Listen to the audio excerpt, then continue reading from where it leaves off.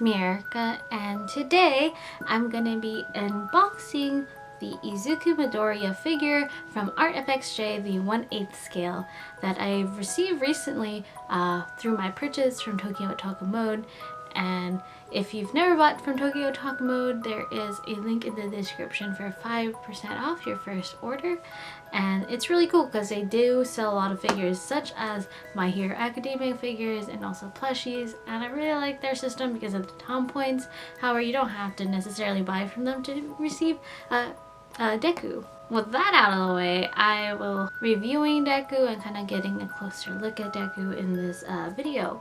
And just looking from the box, when I received it, it was really nice because it had Deku's colors, of course, but also had that comic book aesthetic with a lot of the sides with Deku on it being like kind of like the comic pop things that happen.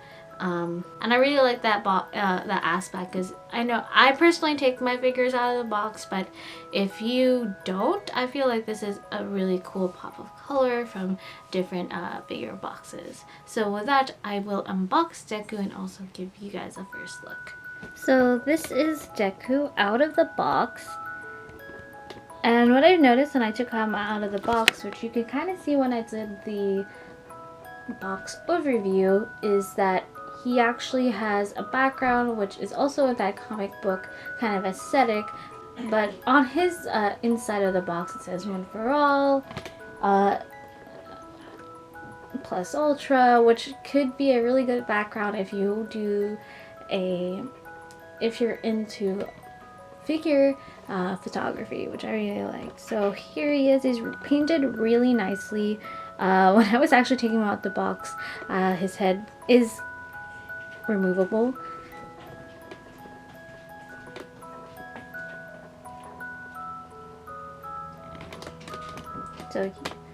So just be careful that if you are unboxing him, just know his head is removable and the bottom half of his body might fall off if you are taking it out. So here again is the front, and now I'm gonna turn him around, and I like how it's really nicely painted, and even the base is nicely painted as well. And he has his bunny ears, and it's very detailed, the shadowing that they've done on Deku. And in a bit I will tell you what I like and what is kind of my least favorite thing about this figure, but for the most part it is really nice. I bought him for like around $86, and I think he's the cheaper of the three that are announced and have figures out, such as Todoroki, Bakugo, and Uraraka that are from this line. He's the cheaper one, but not by that much, I believe.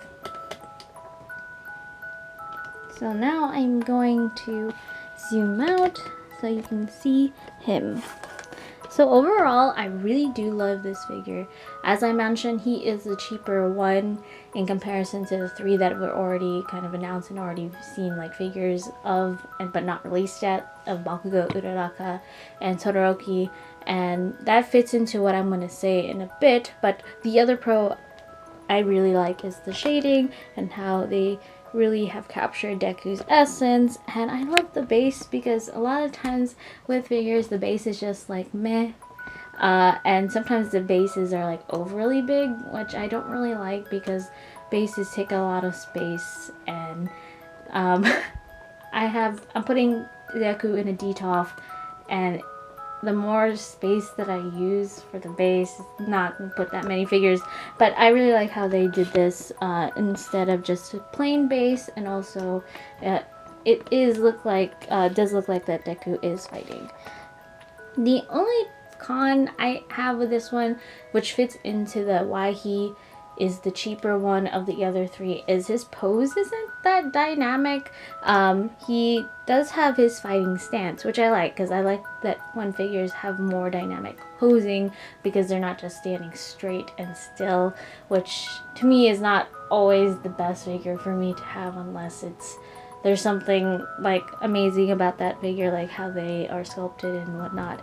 But he does have the less dynamic pose out of Bakugo, Uraraka, and Todoroki. I had wished that they had this pose where he's either using his like shoot style, or the prize figure that was just announced with the, I think it's the Coliseum line, where they had different sculptures where he's running. I would have loved if Deku was running instead of just doing this stance, because I know for Bakugo, Urakas, and Todorokis, they have much more dynamic poses, especially with Todoroki.